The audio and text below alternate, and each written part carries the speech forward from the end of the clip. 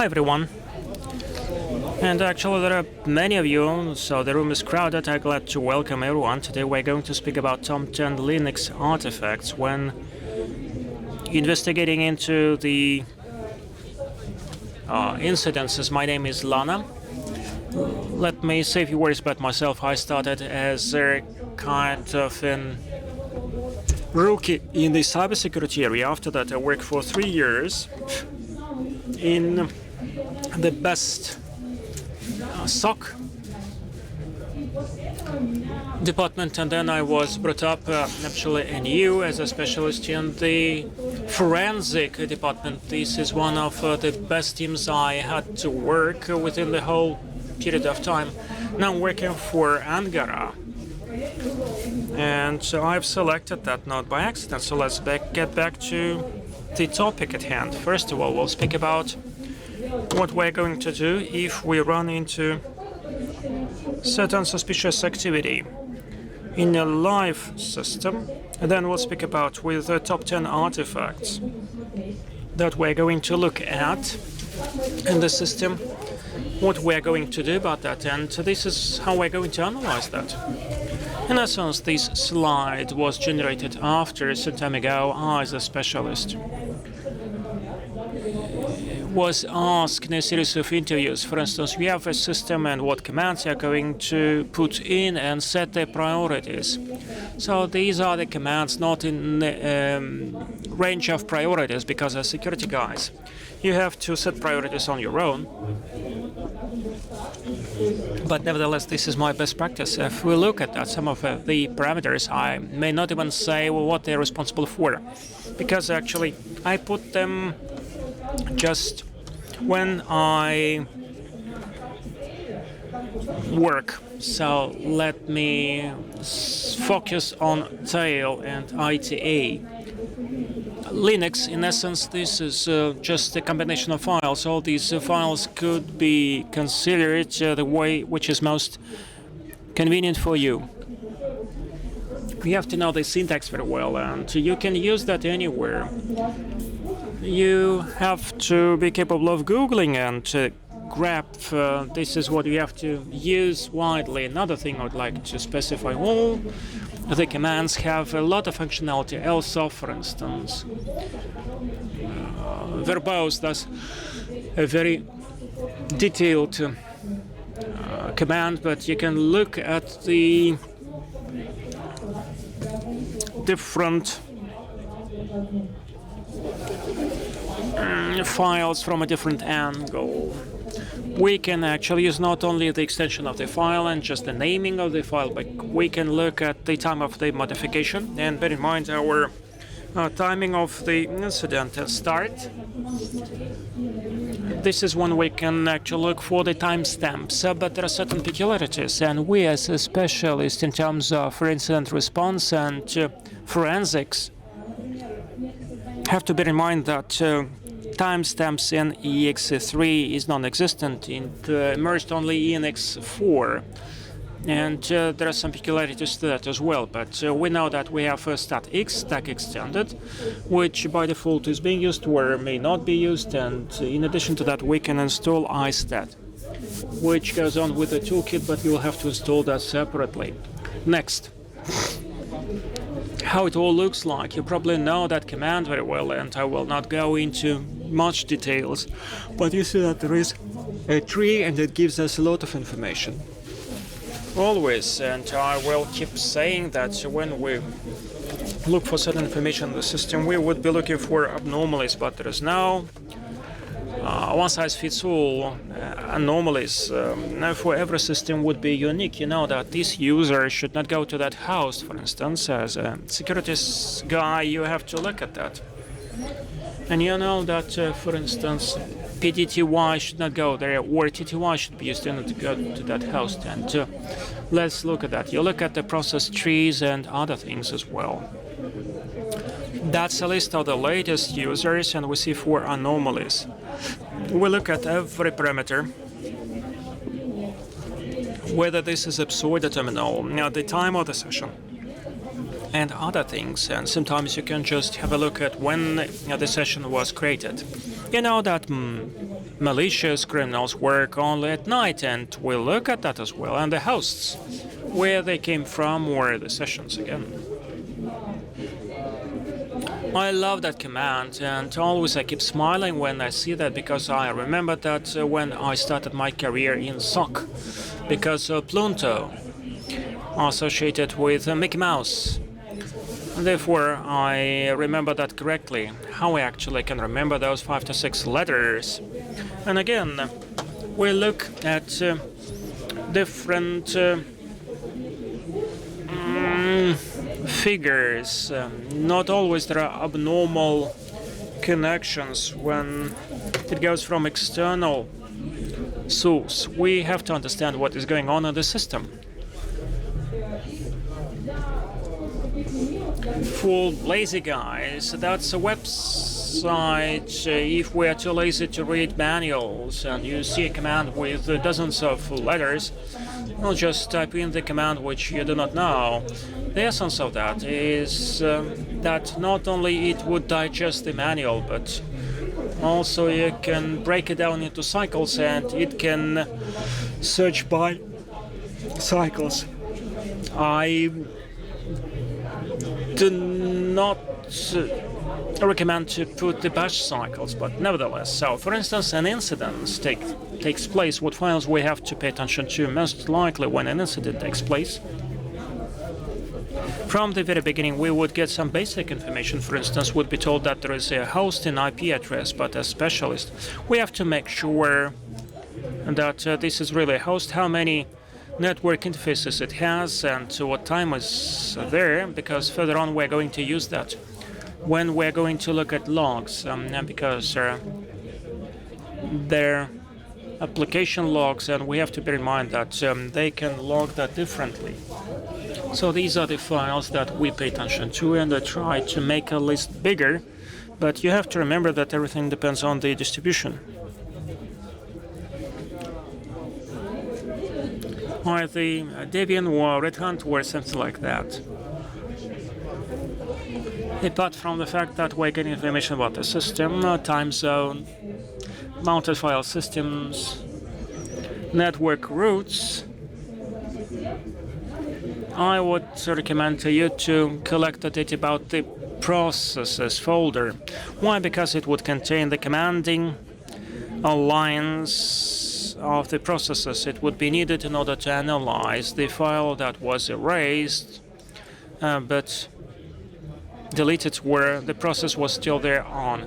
That's a very interesting artifact. I was afraid that you would criticize me for that, because logs offer a lot of information, but not all the logs are so useful. This is not the full list as to what logs might be there, but you can take my word. A forensic specialist will look at that log. Certainly, this is the log of authentication, and we're looking for any abnormalities, any attempts to either criminal may enter as a legitimate user and will never suspect him of doing something. Then cron, this is our planner. We see what tasks were created, in what time periods. Then audit D. In essence, I, as a responder, I'm happy when I see that clients have audit D, but audit D is not enough per se, but it has to be set the right way. Well, as sometimes it is as if it's been installed, where 2 years ago it was installed, then you decide that it has to be disconnected. And we see audit D, and we expected that the configuration was good.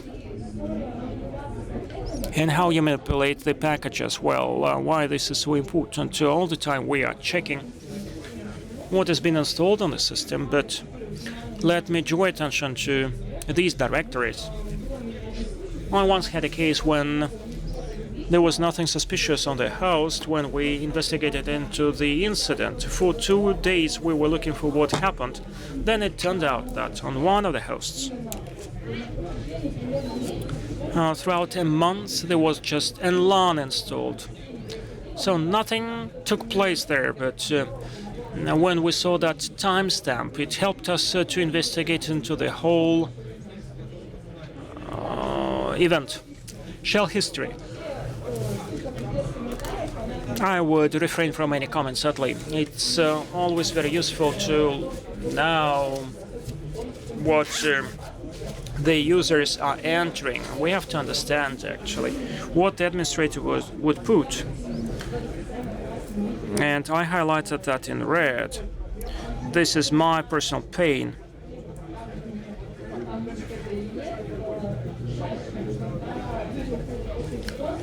And people actually would give recommendations, and after response we would leave. And one of the first recommendations is, please, it won't be too painful, but log bash history with time and date. For you it is just one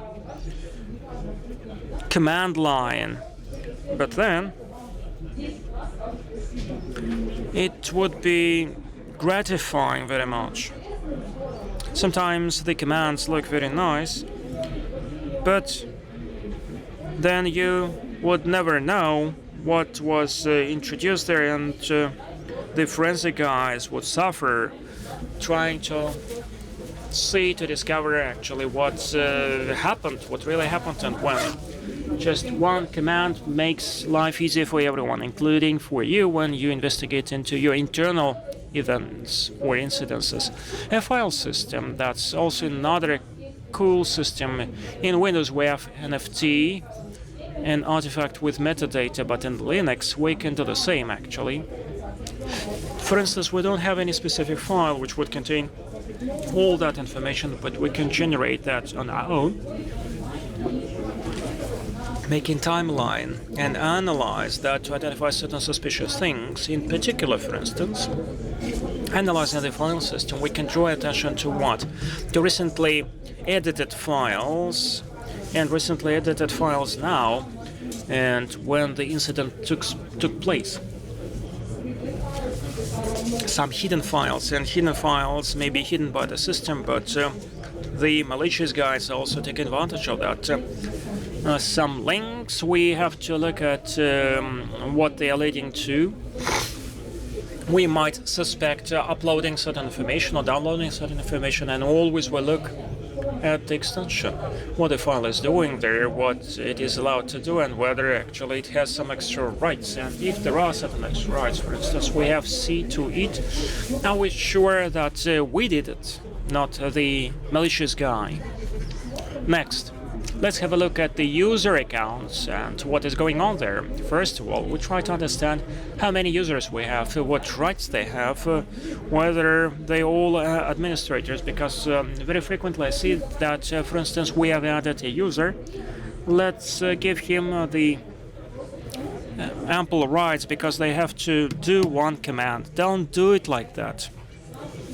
So immediately we look at how many users we have, what kind of users we have, who of them have administrators' rights. And again, let's have a look at the abnormalities, for instance. If there is a web service on that server, in essence, it should not have a WinBash interpretation function, but probably the administrator set it this way, where it has to look at like that, because of the functionality or for some other reasons.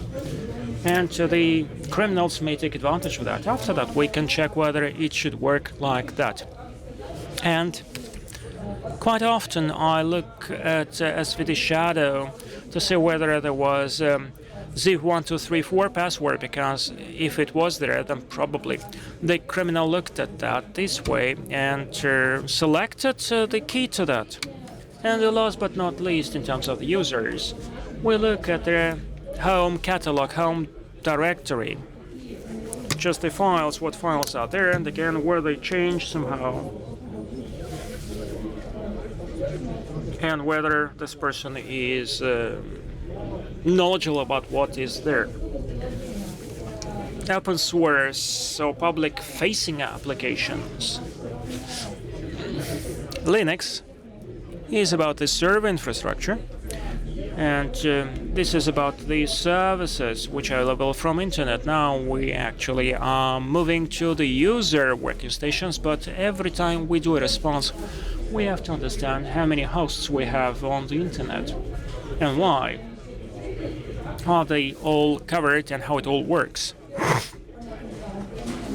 First of all, we have to look at the architecture, security controls, what we have in output, in input. Then we check the vulnerable components, the stack, to understand what technologies are being used, because nevertheless you will have certain vulnerabilities which are quite common.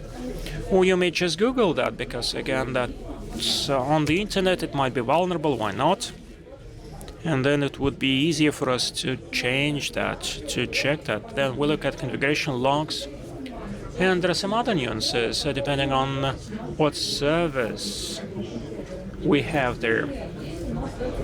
For instance, we have a web application. In a baseline scenario, we look at configuration in order to understand where logs are being recorded, because not always they would be recorded in the standard directories. And then we go to logs. We check every parameter, whether it has any abnormalities, what URL were bashed, what was response from this server. And in user agent, you can find something that would catch your eye. And the last thing is the special directory. This is where our site is. Why? Because we may have app shells or something installed by the criminal. And again, we look at the amendments and changes in the directories where our website is. And as far as we're speaking about our persistence in Linux, sometimes you see that there are so many places where you have to look whether there is a persistence, and you won't have time in order to find it out. But obviously you can use some external utilities just in order to do that, to run that again. I recommend it to you to check that website. It looks like that. That's an article, and at the same time that's a map of one of the researchers. It's very easy to read and a very clear one, but nevertheless. So once we have an incident suspicion, do we have to check that all? I can tell you that this is really true. It depends on how the incident goes on. But nevertheless, we have to check at the baseline scenario, cron and services. What in 90% cases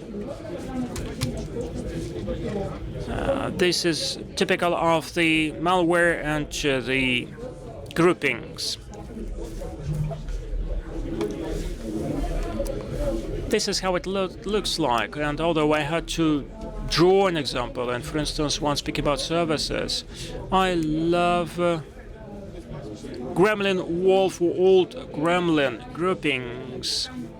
They would create a local user on the machine, and they would provide the user with a legitimate backup.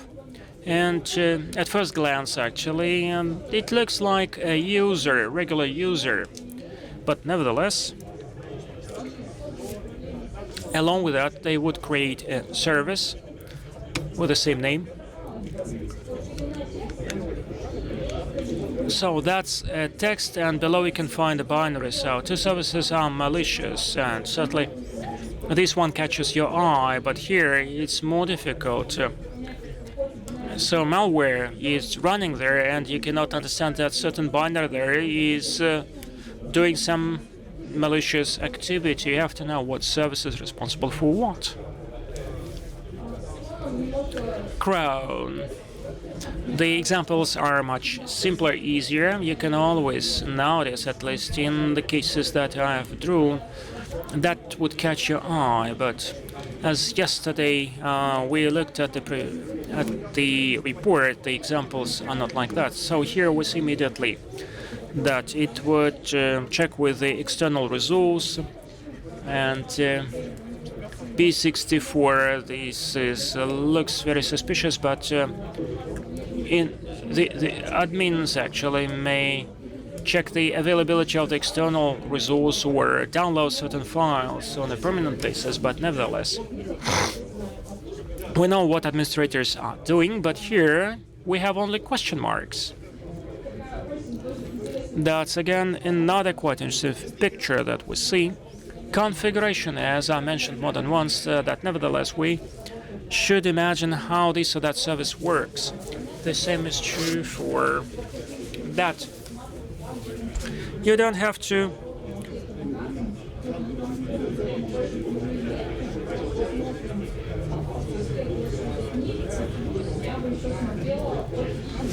and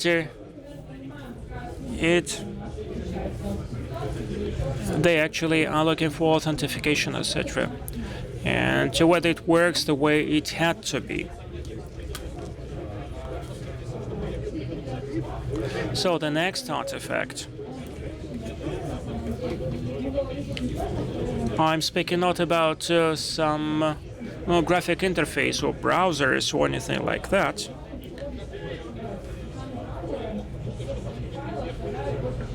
All the files actually would use dot files. But if we're not speaking about the graphic interface, the non-graphic interface also has a lot of artifacts. We all know that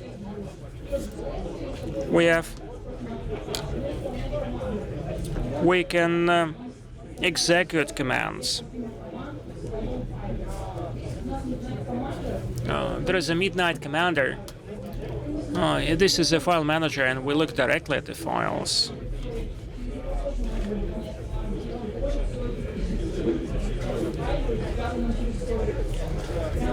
And a lot of information could be obtained from the application logs. And the last item. So the criminals love TMP, VAR-TMP, SHM. So if have a look at these most commonly targeted directories, I can assure you that most likely you will find something there, because very often it happens that the criminals would target these directories or would stock some information there. So if you do not know what to do, it makes sense to look at these directories. And now, what am I going to do with that? So there are a lot of directories there. We're going to analyze that, and I do hope that the response workers know what triage is about. But a couple of months ago, I read a whole discussion on Twitter what it is about. So in 2023, what we need when reacting to the incidents. So do we need images or triage? A forensic and response worker actually would give you a totally different answer. A responder would make triage, some set of artifacts which is needed in order to investigate into the incident. And then, when we understood what happened to the system or to the infrastructure, we would either make images or do that simultaneously. But first we have to make a triage, because it takes less time, and afterwards we would employ an administrator when the incident is going on.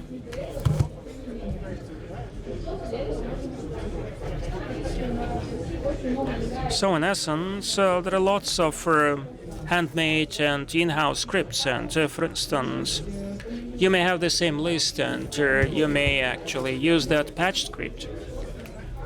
But you can get a lot from GitHub. And the offer is very diverse.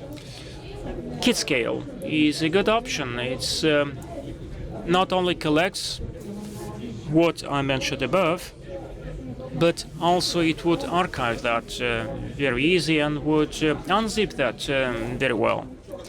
And this is not all. It would immediately do that the way that you can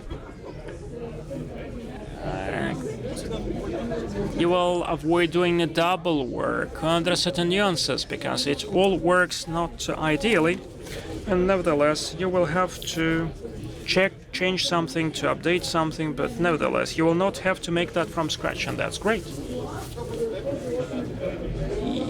EUAC.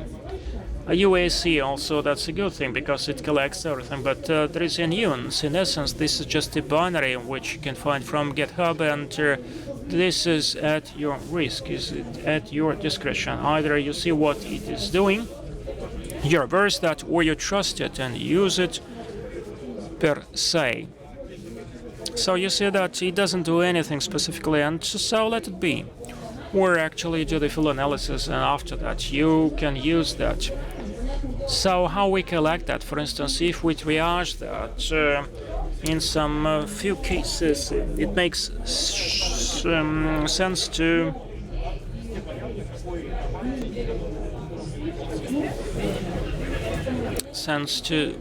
do that, and certainly we can take advantage of certain things which are being installed with the client. And if not, then you have to look for some leeways. So now let us proceed with analysis. In essence, that's a very interesting thing. And actually, this is the algorithm I suggest to follow. We all like grep. I recommend to use grep. This is a very powerful tool. At the basic level, we can look at tail, more, grep, etc. But that would be very primitive. That would be just for the quick response. Then we can engage some regular things. And I insist that if you are not familiar with regular things, and I remember your indignation when I was still an undergraduate and we studied the regular things, and we thought why we need that. For instance, once we have some top-notch mathematics, and we actually learn these formulas to never use them in our future life, but you will take advantage of that. It shouldn't be too sophisticated, but this is very useful, and you have to use that in your real life. So what we are using, we use egrep sort unique. We look for some unique commands, some unique events, just to check the legitimacy. That would simplify our life. Then we count these commands, some minimum statistics is needed, then sed and awk, and you have to know the syntax of that. But again, it will simplify your life if you would be doing that through a command line. And we will just pipe that. So you will render that from one command to another, try to analyze that. Hence, I'd like to make a remark, to make a note. If you love graphic interfaces and you don't want to work with anything but that, certainly I am not going to speak about Notepad++ and other tools. No one is using a regular Notepad, but I insist that you get familiar with M-Editor. That's a very convenient thing, and I do not know even what it cannot do. Moreover,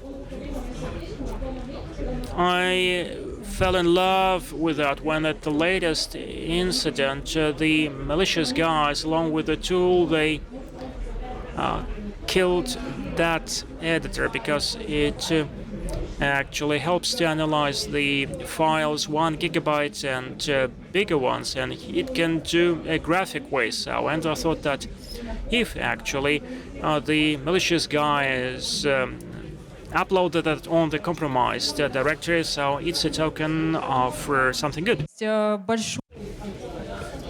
Okay, if we do a compromise assessment, or if we just sort out incidents and we have a lot of data, then we have to use something like Elastic, Spank, and Greylock.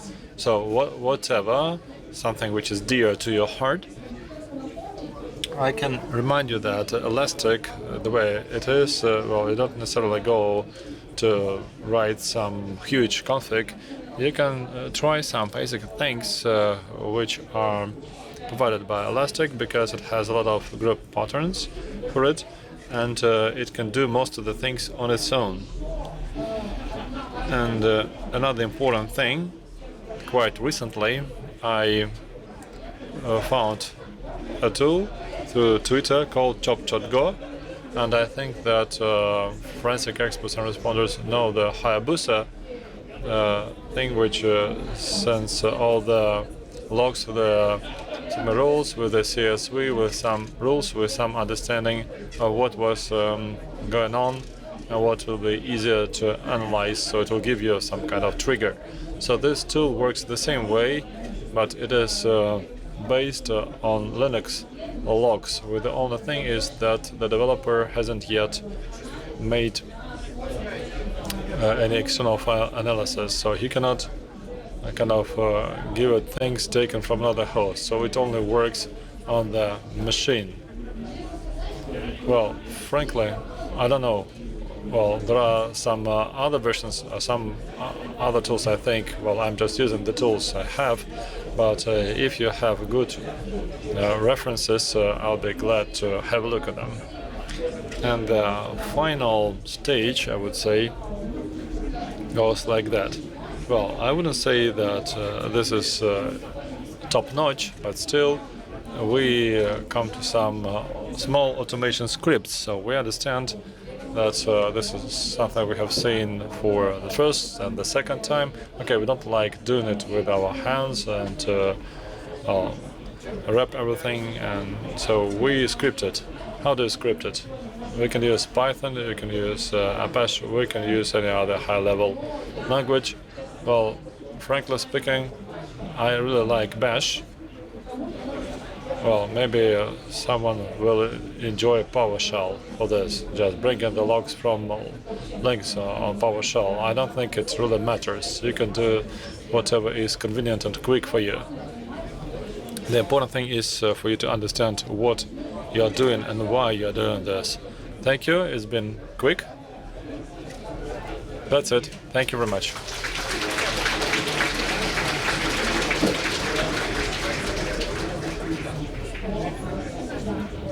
Okay, we have questions. Good.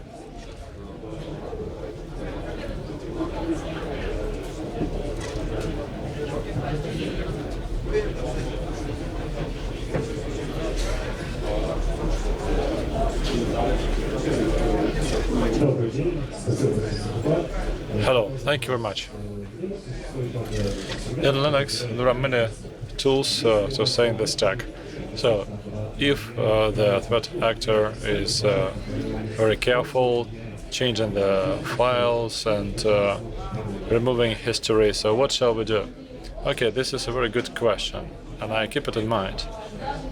Even if some anti-forensic tools are used or techniques, well, they are not in one place. This threat. Okay, they're not in one thing, in one place. So okay, they have cleaned up the bash history. Okay, we can see. Okay, here is empty history.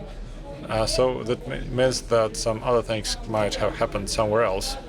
And even the anti-forensic tools, they still, well, they are traces. If we talk about touch and so on, so they are also commands, and we can have a look at the activity. So in the context, like once the threat actor created a user, it wasn't revealed, but we understood that he was on a host at that time. At that time, he gained access to one library. And Googling this, you can understand that this library is about this binary user add, and then, well, not everybody knows this. You should double check it, and you can see again this. You create the user. You can see the libraries kind of called. It is not rocket science, and you can understand that indeed at that time, within this time frame, this action took place. Well, all anti-forensic tools will add complexity to our work, but we have to consider it in a context. Some other things were going on in the system and have many things to do it, so we have 9 artifacts at least. Thank you.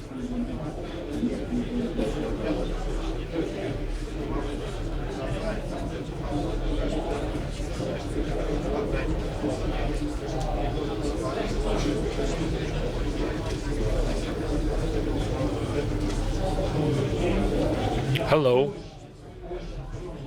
You deeply touched me, to the heart, because this is my happiness and my sadness I feel every day when I investigate these Linux incidents.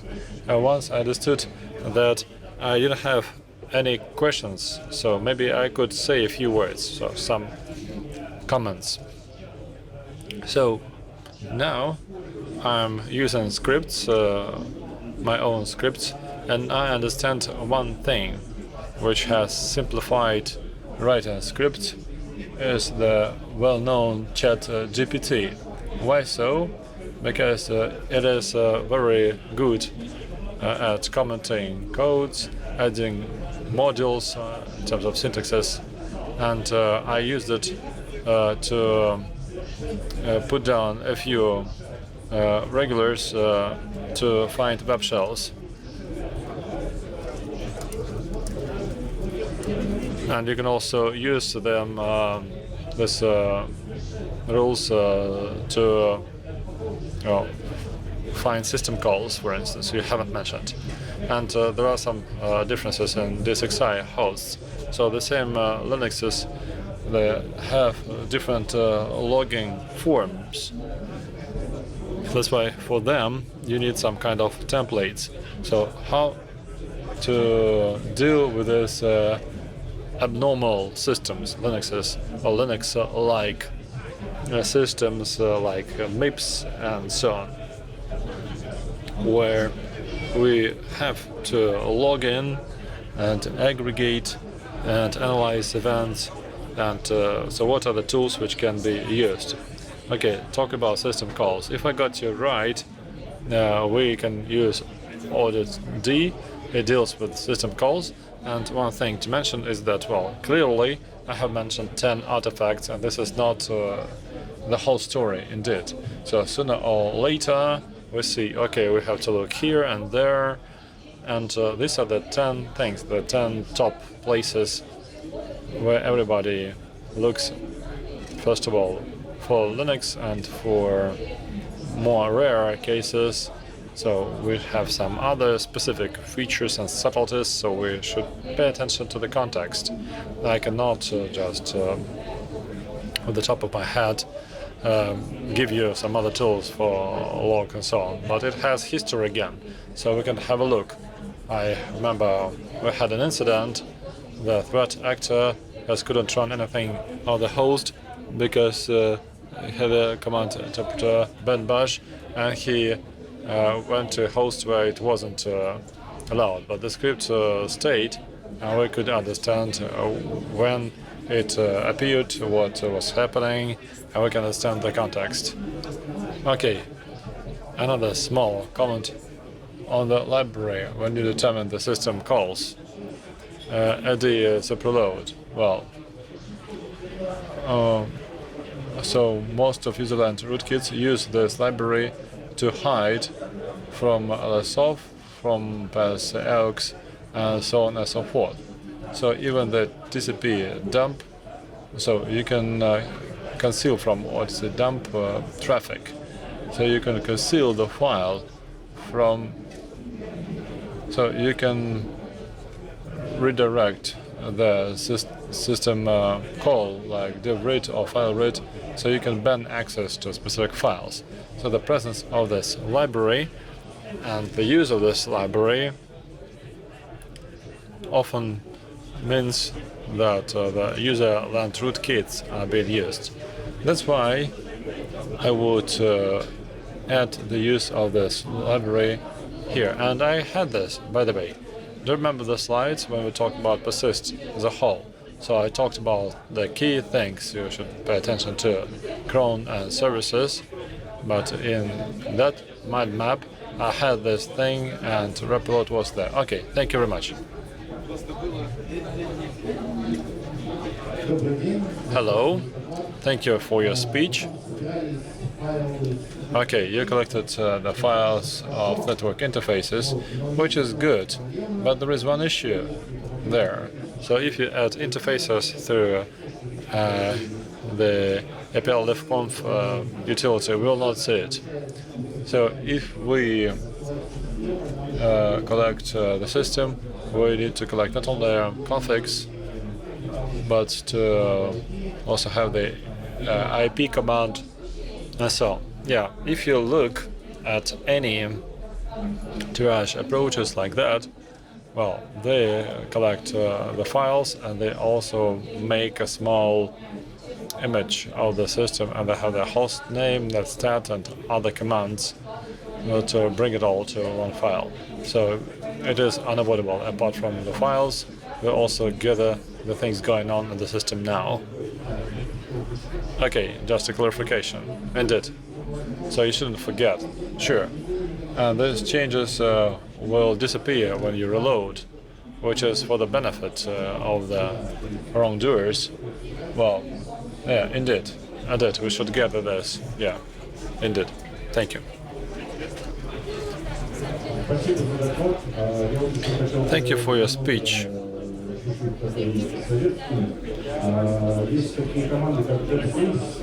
There are some commands like depsops and RPM. They can check the integrity of all the binary files in the system to compare the host with the metadata from the bundle. So if the threat agent is using backdoors and so on, so this will be quite obvious. Thank you for your comment. Agreed, 100%. So we are not restricting ourselves to what I have mentioned, and so checking the integrity of the files to make sure that this is the file it's supposed to be. For sure, we have to do it.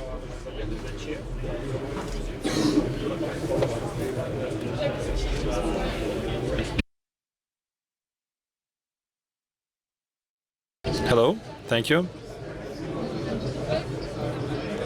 Have you considered incidents? And have you found any specifics in the Russian operating systems like Alta, Astra, and so? Well, not yet, frankly speaking.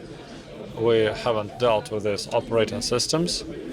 Well, I think it will happen in a year or two when we have more of this in our everyday life and used more often, because people will have to, introduce this, and incidents should happen, and this should make its way to responders. As we have heard at this conference, we often learn about incidents after some time. So this hasn't reached us yet. I don't think that this is going to happen soon. But anyway, this is all Linux based, and all the artifacts, well, will be more or less similar. So they say that Windows is just Linux. Well, in Linux it's more straightforward. You don't need any specialized tools there to parse things. For Windows, we have a dedicated tool for every artifact or a howitzer, but here we have files, and it's important to be able to have a look at them. So I think it will be similar.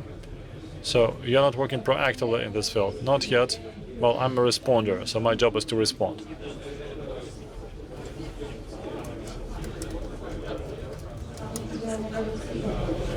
I think there was another question over there. Hello, Lada. My name is Sergey. I'm from Samarkand Tech. Two questions. Number one, how long does triage take from the beginning to the primary conclusions you can make based on the artifacts? And the second question, well, have you considered OpenSearch, and have you compared it to ELK? And if so, what was more convenient for you? Okay, answering your first question, triage. Everything pretty much depends on the load on the system. So triage can be from 5 minutes to a few hours, and it is tool dependent. Some consider hash sums, and they do it in some directories. If we have a lot of files there, it can take hours. And this, well, we try to avoid cases like that. We provide other tools, or we just go to the config. We say that we don't want it. We show on our own how to launch. So when we have triage, we try to do it as quickly as we can. And talking about ELK, well, indeed, we don't have any best practice here. I would say that it's all dependent on a specific case and what we have a target for our analysis. Well, we always analyze through ELK if we have a lot of data. I'm just used to this tool, and if I need to do something, I can have a config for Logstash, so I have some body of work, some in-house scripts to automate my work with it. So to say what is quicker is something I cannot do, but anyway, you can analyze using the tools you find convenient, and so you'll see which one will work faster. When you have an incident, you will not have time to learn about new technologies, so you should be ready beforehand, and then you will pick the tool which works the quickest.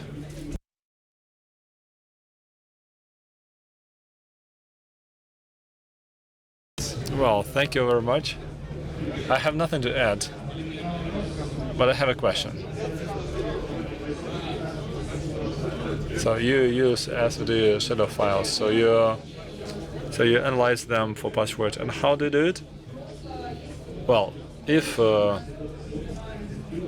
so, we just take our hashes, use any tools we have with color, like John Reaper. We just give it the file while we're analyzing response, so it will be there, processed, well, as long as it takes. Why not?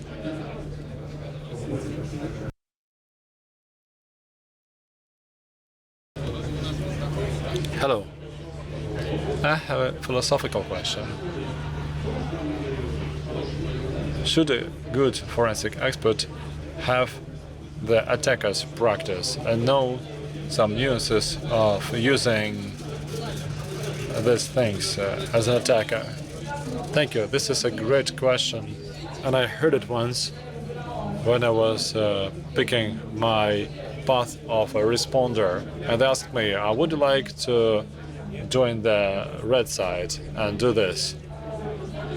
Well, I would say that this is a really interesting field, just like response. So I think that response and Pentest and Red Team, well, objectively speaking, they are really interesting professions and specialties. Well, say I know how to do it. Well, you know, in the past I thought that indeed you need to do it. So if you know how it works, it makes your job easier. But in actuality, we see that things are developing very quickly. So to know how to attack today and now, so you will not keep up with it, because you have to respond to this, and you learn by practice. So I think my colleagues will support me in saying that quite often we see that here is a new tool, and how does it work? So we just sit together, we crack the machine, we see the artifacts left, and after that we understand that indeed this artifact can be used by us as forensic experts, that we can see that this is the tool which was used, and this tool leaves these artifacts. But doing two things simultaneously is really a big effort. But when I have some free time, why not? Okay, are we done with the questions? Thank you very much. Thank you very much for your questions. My pleasure.